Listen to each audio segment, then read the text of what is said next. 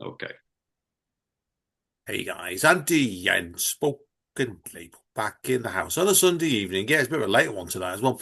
But I've been out all day today with my Not the TV Guy crew podcast. Is my film and TV podcast with Amanda, my wife, stand-up comic Grant friend, and journalist friend Beth. We're on All FM radio and Leveraging, and that can be found to play back on. So Spoken Label time today now. And we're with a friend of mine today, and I met this gentleman. We just worked it out last year when he came on as a showcase podcast with his load of his compatriots over at Old Scratch Press. And I remember Anthony Doyle, who's with me today, telling me last time we were on, he had a book out in about a year. And would you believe it? We have a book today, Anthony, now, don't we? So, well, mate. Yeah. Yeah. Well played. Yeah, Yeah. you weren't joking, mate. You told me about a year, and it was a year. So, so How's that? God, it's great to Hang great on to time. great to speak to you, mate, as well. So, obviously, now you better give us the background, mate, first of all, because people would notice from where you are that's not Ireland from your accent. So, you better tell us where you're living nowadays, mate, and when you moved over there, etc. Yeah, a little bit too sunny for Ireland, I think. Yeah, completely. It's Brazil, São Paulo. I've been living here for 26 years. But I'm originally from Wicklow, which is a little bit south of Dublin in Ireland. A small town by the sea. But yeah, not used to this kind of sun, Wicklow. It doesn't get it very often. No, I know. I toured just below Ireland. I don't know if I told you the last time we spoke, actually, when I was in my last band, but one back in 2010, and we covered all over the Bantry coast. We went down from Dublin and we drove all the way around. Nice. I don't know what happened then. Anyway, yeah. Anyway, well, I think it's going to be recorded as one, so we'll just backtrack here. Okay, we barely got going anyway. But I'll just telling you, Anthony, then was I toured around Wicklow near where you were from back in 2010 and 2011 with my last band, and I had a six, well, last band but one, and we had a six-piece band, and we toured all the way down from Dublin. I remember going to Wicklow as well, and we played in some barn. I had about 50 people watching me. Absolutely could be amused. Then we carried on down to Bantry and Enniskillen, and we eventually came back up through Kerry. So we're out for about 3 weeks on an island. So good days. Good days. All the way around the south coast. Yeah, covered all the south coast we did. So, and I remember Very it because good. we had a big van and it was just stacked up full of alcohol. So I don't remember much of the days, but I remember the nights. So, so but anyway, listen, mate. Listen to me, more on you. Now, obviously, I know, obviously, from talking to you in the past, obviously, we're here today to talk about your debut poetry book, Jonah's Map of the Whale, which I've got with me here. Now, but I know you've done other books as well, because I know you've done a sci-fi book and a couple of books of children's literature. I've not read any of them, I'll be frank here, but do you want to tell us a little bit about each of these books then, before we go into your poetry? Yeah, sure. Um, in 2023, I published a novel. It's lightly sci-fi novel. I call it utopian. It's not exactly a dystopian novel, but it's certainly not utopian either. And it's about well, it's set in San Francisco in the very near future, but kind of during climate crisis and socioeconomic meltdown, and basically all of the problems that we've been expecting have been happening. And people begin to do voluntary human hibernation as a way to try to escape it all or to cut back on economic costs, to get job sharing going, to get accommodation sharing, and basically try to spread the resources. And it's about people who go to this special facility to hibernate for periods of 3 to 6 months. And it's a sort of epistolary novel, so you got lots of different characters, and all with different relationships to this human hibernation process, and they're all communicating through certain types of texts. So you've got blogs, you've got a long form article, you've got scientific kind of texts as well. So it's a lot of different types of writing in one book, but all about that theme. And obviously, you've done two more children's-based books as well, haven't you? I've seen that from reading up on you as well. I've just published one now, and it was very good because I wrote it in Hmm. Portuguese myself this time Wow. and illustrated it. So that was like two major firsts for me because I'd never done anything like that before. It's called The Book of Surprising Mermaids, and it's 10 mermaid tales, but Oh, mermaids from fantastic. different parts of the world. So that just came Brilliant. out now. Brilliant. That was great. Exclusive. Exclusive. So brilliant. Now, obviously, I want to just ask you, obviously, before we actually go on to talk about your poetry book, tell us about, have you always had an interest in writing in various genres like this, as well as your poetry? It was never anything that I intended. It just kind of worked out that way, to be honest. It was kind of on the grounds of, well, I'll give this a shot and see if it works. Um, so I never said to myself, well, you can't, you have to write just novels or you have to write just poetry or whatever. So I tend to try, whenever the ideas come, I try to follow them and see where they lead. I like So, the idea of that, Beyonce, because I think you know it for me as well. Like I'm a very, very restless soul with creativity. And like you're any sort of podcaster who does, well, I've got three podcasts on the go. I write my own novels and poetry and music as well. I think it stops you getting bored really, doesn't it, as well? If you can constantly move from one project to another sometimes. yeah. Perhaps not the best in this active and art in the marketing process, but from satisfaction standpoint, I think that's the best way to look at it sometimes. But yeah, on your poetry, obviously, like I said, anyway, what's we here to talk about today. Now, like I said you sent the book over to me, and it was received recently, and I've really, really enjoyed this as well. So now, obviously, I have to ask first of all the obvious question. Where did these idea for this book come from? Jonah's Map of the Whale and other poems. I like writing narrative kind of poetry. So there's a lot of character based poetry. And I was working separately on three sort of different characters, and I hadn't initially thought of putting them together as one single book.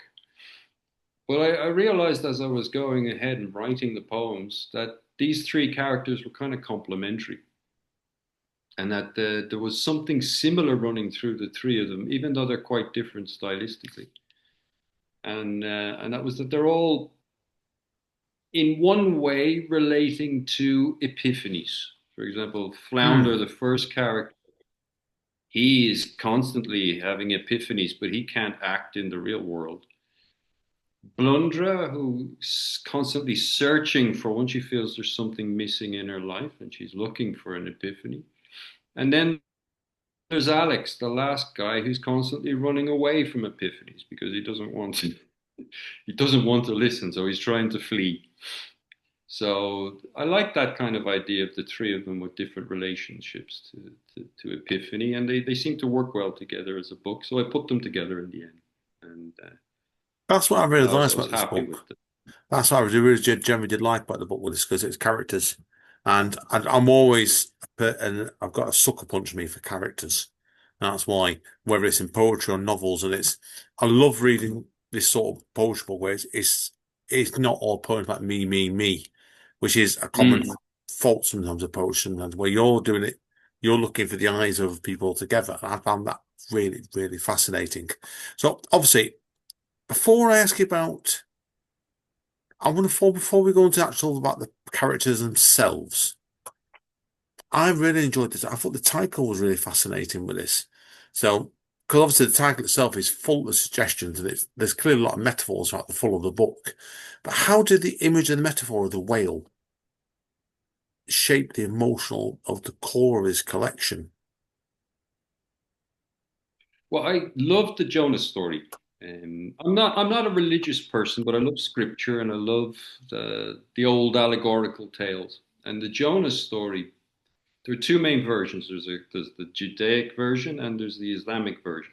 They're a little bit different, but the core is very similar. And I always interpreted this story as a psychological allegory insofar as everybody ends up in the belly of the whale at one time or another.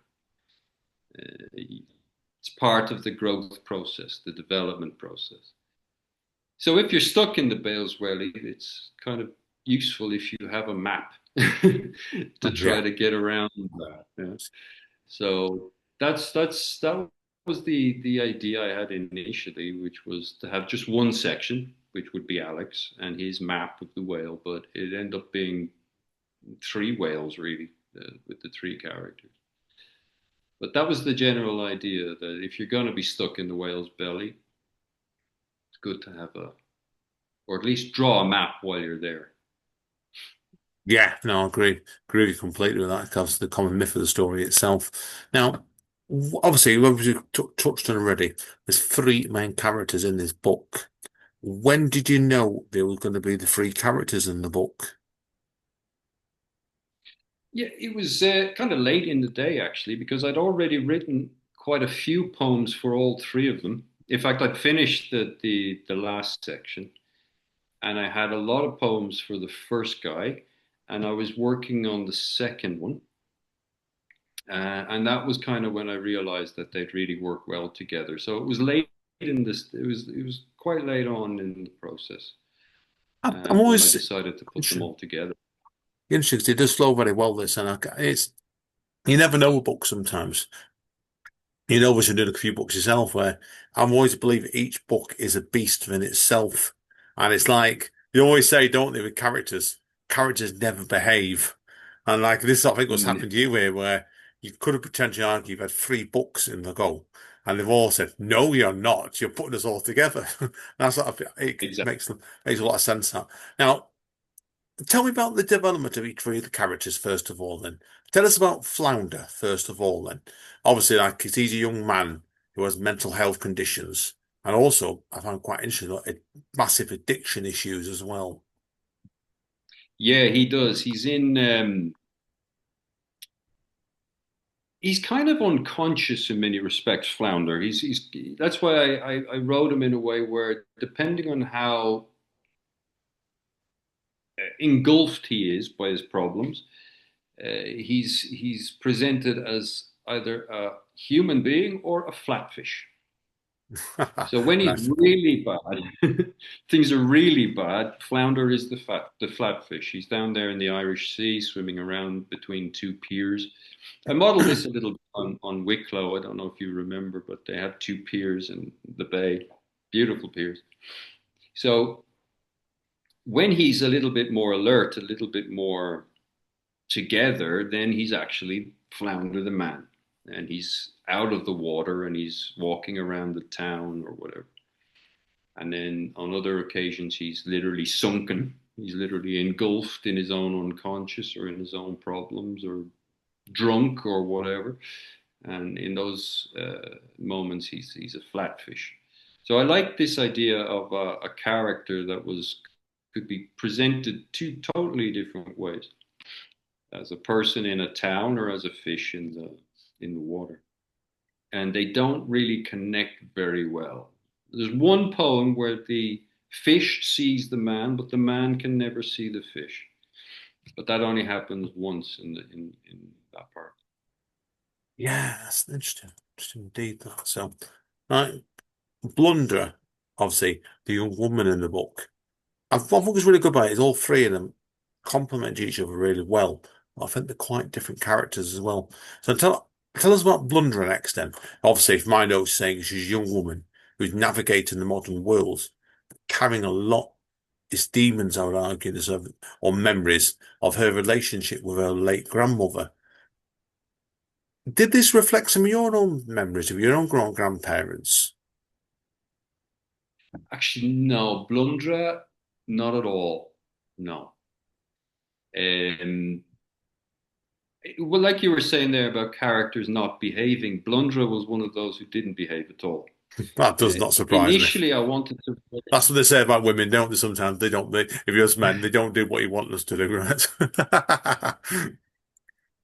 She was originally intended to be kind of like a millennial, your Oh yeah. typical millennial, Hmm. but she don't have to be. She went another direction totally, because she's not at all your typical. she gets through her world very well. She's very competent. She's got a good job. She's integrated. She's fine in her world. But she's pining for something else that is connected to this grandmother who's dead and who she still speaks to and who may or may not speak back. It's kind of unclear. But no, that's not. It's not from my own past at all. It's that was just fictional, really. Yeah, artistic In fact, the license. grandmother turned up in the book. Huh? Artistic license, as I always Sorry? say, mate. So yeah, that's I get you completely, mate. No, great stuff. Obviously, the third character in it, and this one I found really interesting actually as well. And obviously, this is clearly not based on fact. Any stretch of thought is Alex, who's a stock market trader who takes an afternoon swim and is attacked by a shark and ends up in a coma where he revisits his past life. No, this clearly isn't anything about you. Yeah, Alex is kind of well, I mean, you'll remember Gordon Gekko, back in the 80s, the films and stuff. The Wall Street hotshot was like the success story. That's what.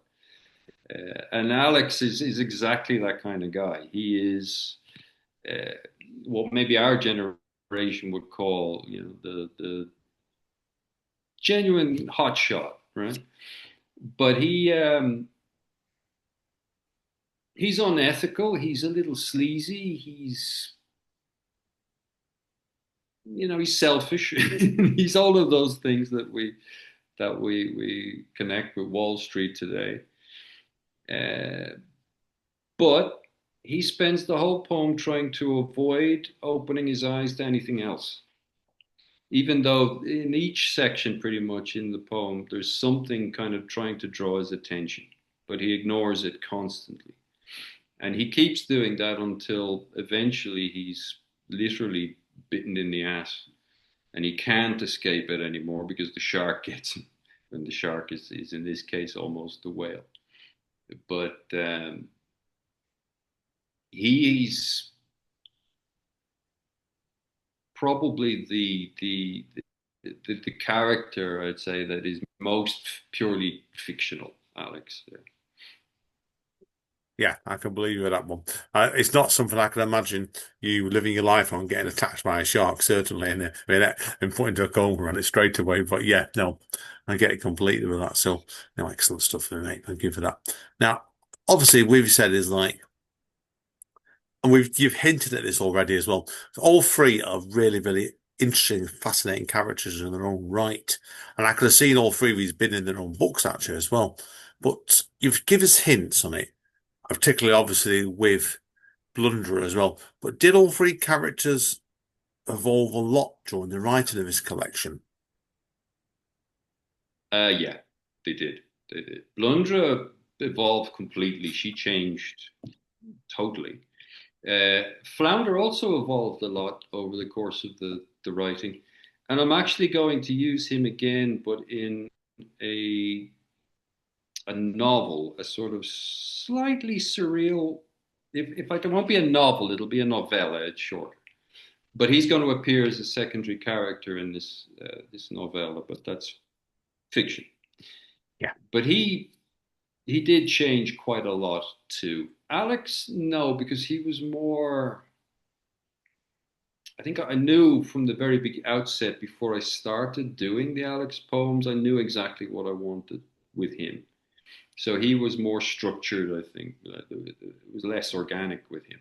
He stuck to the script, as it were. Yeah, no, get it completely. I think it's always like you're always going to find me doing something like this.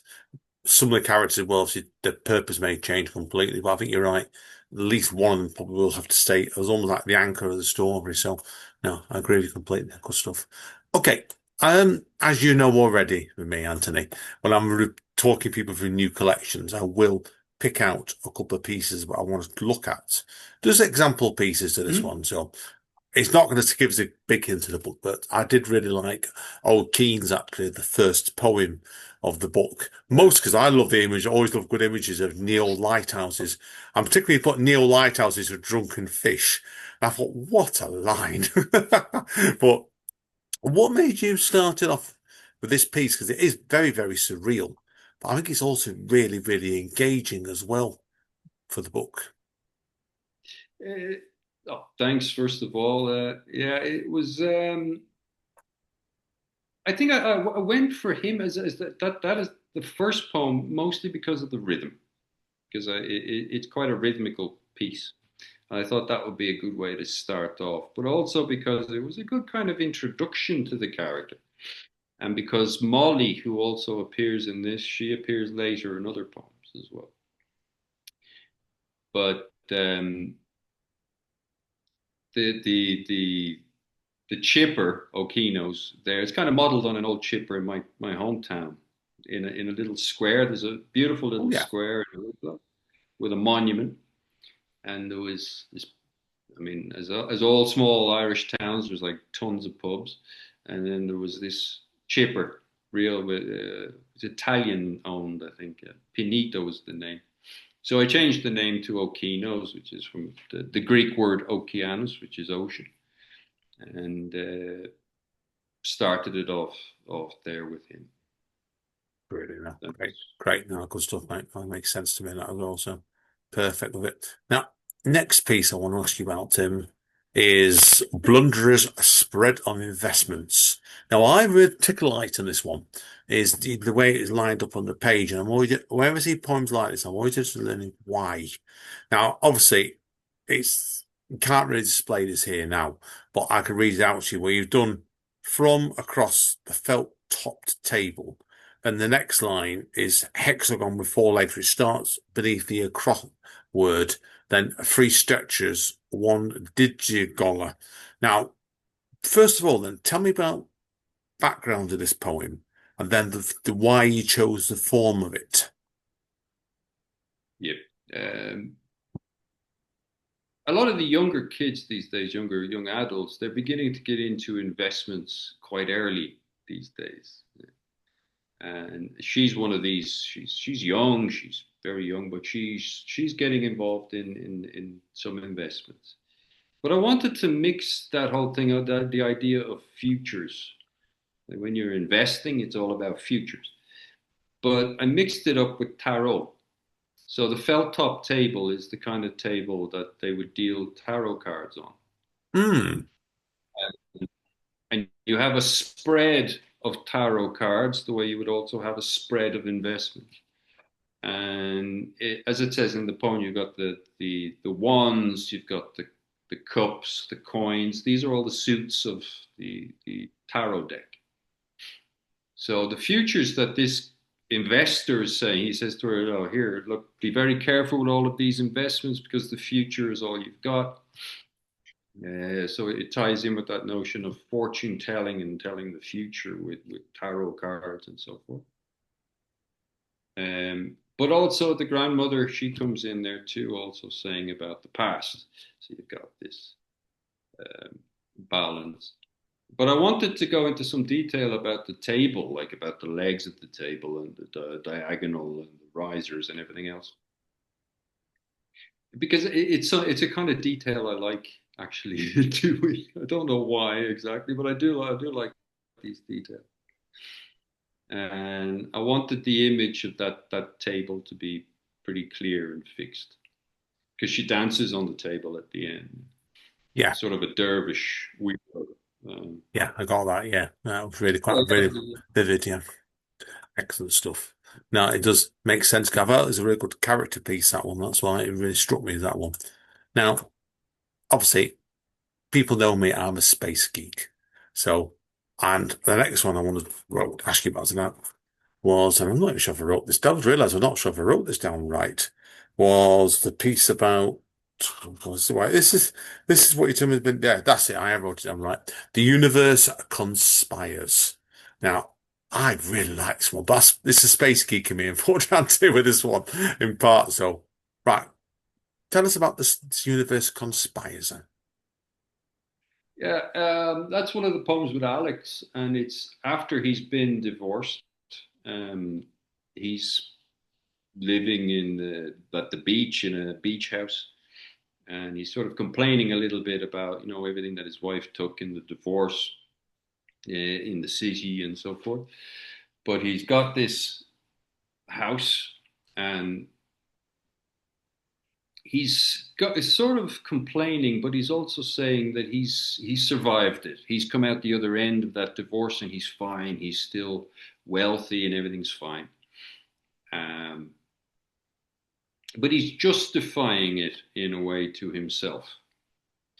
And one of the funny things that you see a lot these days is people talk about the universe. They'll say that the universe will give you what you want if you try to manifest it. Mm. Yeah, this is the kind of idea. So he's saying he manifested this because he has the will, and the universe conspires to deliver what you crave, what you want. Um, and there's a lot of references to different sort of self-help concepts in that section of the poem, where it's all sort of about, and some other cliches from songs and so forth, like got the whole world in my hands, I've got the power, this kind of stuff. But that line was specifically a reference to this notion that if you manifest things, the universe will conspire to give it to you. And it's a very popular concept these days. You see it a lot. If you look at social media, for example, it's all over the place. People saying that you can shape your reality that way. I like that. I like I like the philosophy behind that. Yeah, no, agreed. Good stuff, mate. Indeed. Now, the last poem I want to ask about in this book was, I think, probably the most experimental piece in the book, and I've really get into experimental stuff nowadays. Is Ruby's being and nothingness. Now, I people read this. This goes off on one this piece, and I really like the idea behind this. Where should I read it out, Peter, to Anthony, to make you understand what I'm going to ask you here, or I Sure. can read Yeah. a bit out each up. Is you've Yeah. got the in brackets under missing the word out. They only comes into this world through beings that are own missing word, for whom their own brackets missing word is and or an issue. Then there's a line, lots of line words here, all ticked off underneath each one. Now I want to know. This is obviously the most experimental piece in the book. I really like this. What made you want to do this piece and next and first of all, before we talk about the form? This character Ruby, she's trying to get Alex when he was younger. He was a young man at this stage, and she's trying to get him. She's kind of like a love, major love affair of his youth, and she's trying to get him interested in Jean-Paul Sartre. So she gives him some of the Sartre novels to read, and she gives him Being and Nothingness, which is one of his major philosophy works to read, and he can't get through any of them. Uh, but this poem, it's one of the key concepts from existentialist philosophies in general. Actually, mainly Heidegger, not Sartre, but I put it in as Sartre Being and Nothingness, but it really should have been Heidegger's Being and Time, which would have been probably more appropriate. And the basic idea for all these things is that, for example, death. Death doesn't exist really unless in your life, in your consciousness, it's of some relevance to you. So that's what brings it into the world. You only think about death because death is an issue for you. You only think about time because time is an issue for you. Um, you only think about, for example, love because love is an issue for you in your life. Um, so what I wanted was to try to make it a formula, almost like a sort of a scientific formula, and something that you could fill in yourself. So that's why you've got words in brackets, for example, because they won't always apply. Some words need the article, some words don't. And that's why there are some bits in parentheses. But you take the word and you insert it into the formula. which is Yeah, kind of like what that philosophy is. yeah, that makes sense. Were you not tempted at any stage in that poem to put some crosses in it? I experimented with a few different things. Yeah, some rude words, some symbols, or like Brilliant. copyright symbols and trademark Hmm. symbols and all sorts of little things like that. I played around with it a lot, but in the end, I just settled on the plain form because I thought it was already maybe different enough in itself to without adding to it really. So Yeah, I left it. perhaps you could always do a poem with all the ticks and everything else, the more broken form in another book, couldn't you, I suppose? Yeah, no, I agree. I think you're right. It does stand out with something completely different in the book. It does, and it's always sometimes it's good to have things that are completely different in the book anyway. Now, obviously, if people look at the book, they will see quite a bit of illustrations in this book. First of all, now I can't remember. Are you an illustrator? I can't remember what you told me last time, John, which apologies on that. But I actually wasn't, but I've started doing it Oh, now rather late in life. Yeah, I illustrated this new poetry, a new children's book that came out, the Mermaid book. I illustrated that myself, which was brilliant. I really enjoyed it. I've always liked drawing. I've always liked painting. Never done it seriously at all. But I don't know, later in life, you begin to think, what the hell? Why not give it a go? And I started doing that with the children's book. It really worked. It was great fun. And I thought that this third section of the poem particularly would benefit from some illustrations. And so I started experimenting with them and I liked the end result, so I put them in. I think that I'm always a believer in anything we do in creativity. You've got to have an element of experimentation with it. And sometimes, obviously, it's going to work, and sometimes not. I'm hopeless at drawing. Really, really bad. I'm not even going to attempt it. My wife Amanda's done really well because she illustrates all my books. She does me, does all the covers. And Brilliant. I've never asked how she does it sometimes. I know her pattern changes all the time. So respect it. You do like so you get a stage in life. I think if you master one set formally and creativity, and I want to know your opinion on this as well, is it's easier sometimes to master another thing. How have you found that? We're obviously doing a couple of four different genres and books and now doing a poetry book and there's illustrations as well now. It's all kind of interconnected, really. Yeah.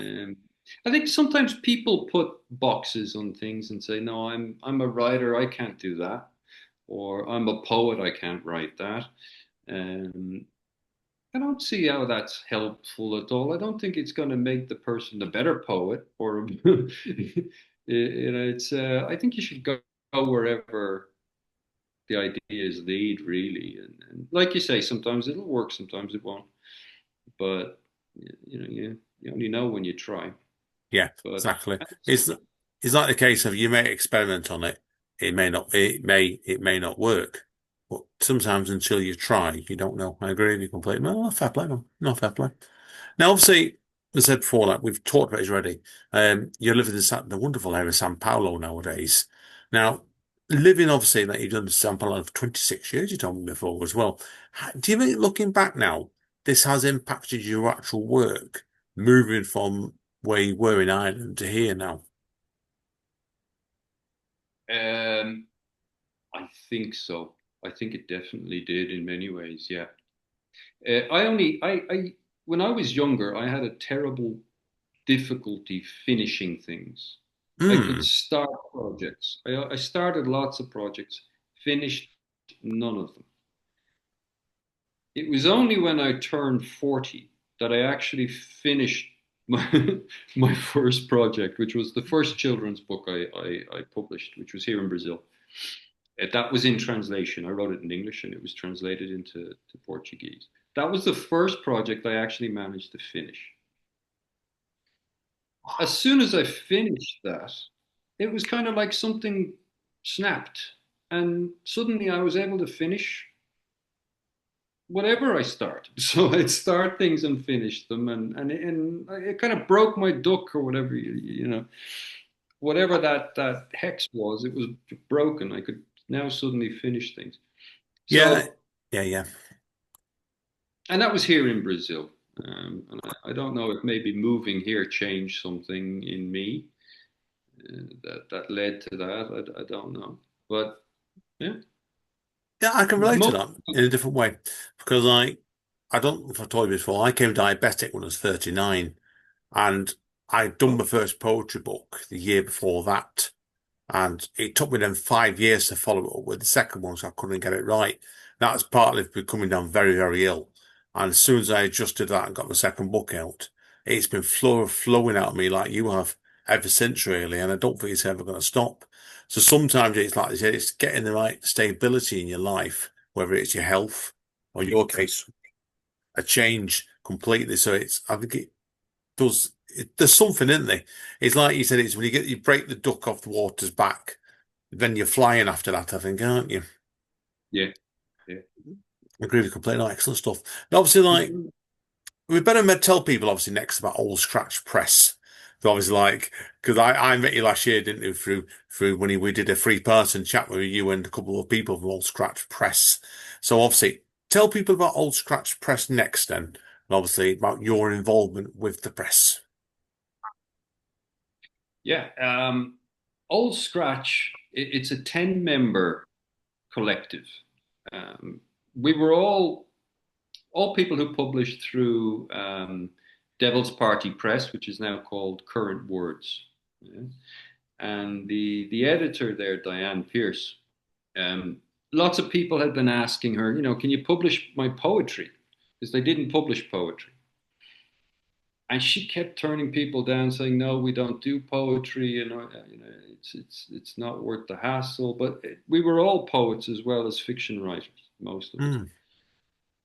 And eventually, she gave in and she said, "Okay, I'll do the books, I'll publish them, but you have to take care of it. You have to do all the donkey work. You have to get it all organized. You have to promote each other. You have to help each other.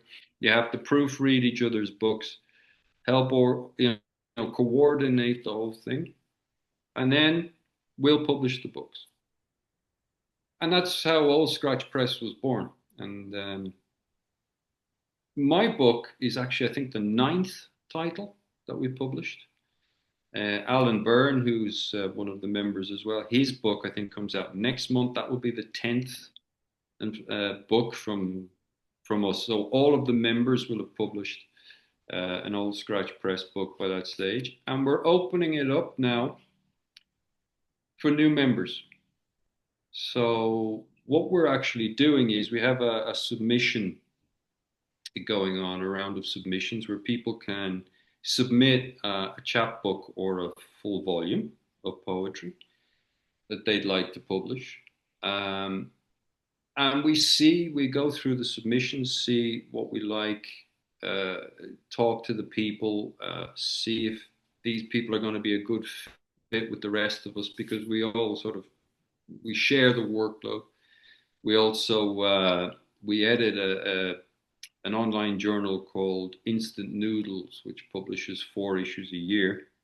We select all the pieces, and it's just quite a lot of work involved. So it has to be someone who is going to be willing to take part in that, to do some of the work and to help out, and it has to be someone who fits well with the group. So there's a submission process going on. We hope to get new members in and keep going, and see how many poetry books we can get out there in the future. No, It's good luck. growing. Keep going. Always edit to say, don't need little steps first one. Keep building, building, building. No, good luck, man. Definitely with that. So now, obviously, you've dropped a hint to us already before, and I get the impression from what I know about you, like me. So I've often got 3 or 4 projects on the go when I know exactly I'm a bugger for that. And don't have a minute, I'll tell you about that during the break, Yeah. what I've got coming up. But yeah, are you like that yourself, though? Have you got other projects on the go you can reveal anything about? I've usually like you. I've usually got a few going at the same time, so that if you hit a wall in one, you can move to the other, and then you're always doing something. I'm doing a couple of things. I'm finishing right now It's a new adult novel, they call it. Oh It's yeah. not exactly a young. It's I don't really understand this new concept, but it's not exactly young adult. It's a little older than young adult. They call it new adult, which should be 18 to say 26. Yeah, I think Amanda's So mentioned them to me before. It goes over my head completely. Yeah. Sorry, guys, I haven't read them.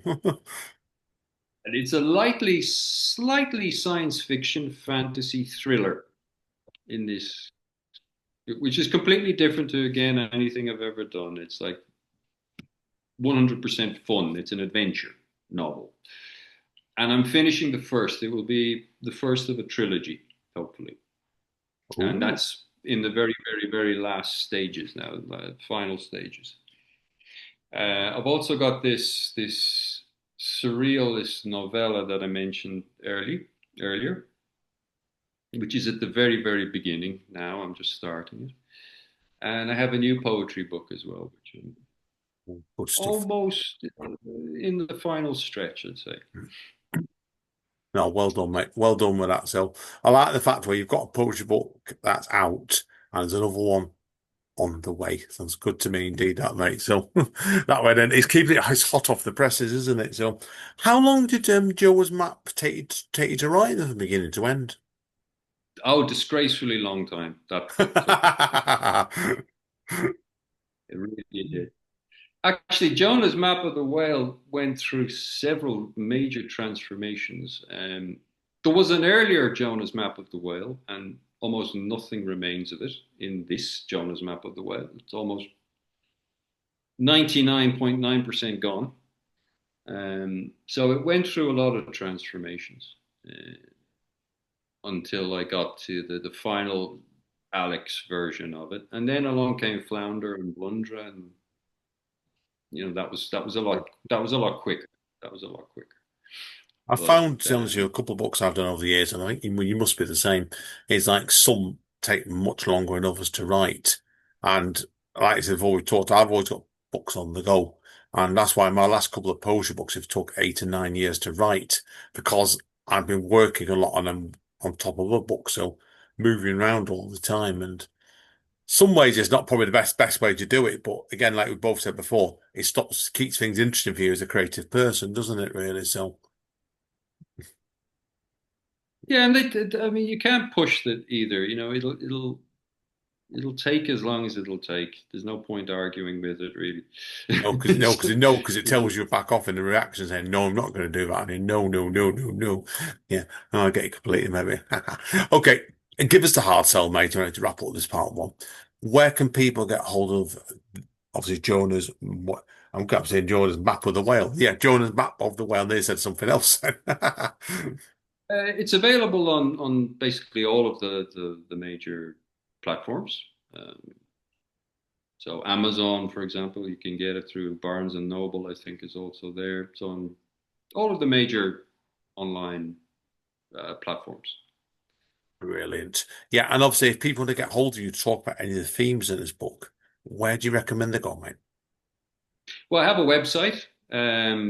So anybody who'd like to contact me can contact me through there.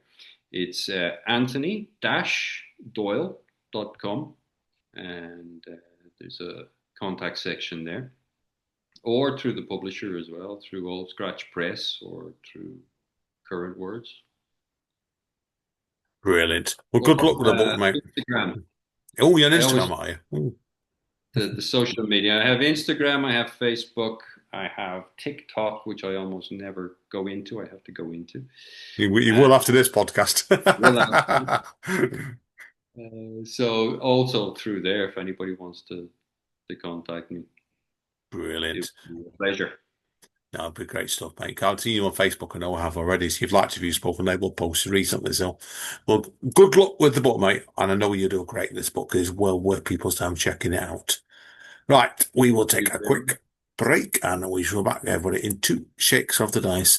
And we're going to quick chat me, Anthony, and I'll work out how much piecing I do for the second half. But you'll enjoy this, guys. Take it from me. Thank you again, mate. Thank you very much. We'll see you on 2 minutes time.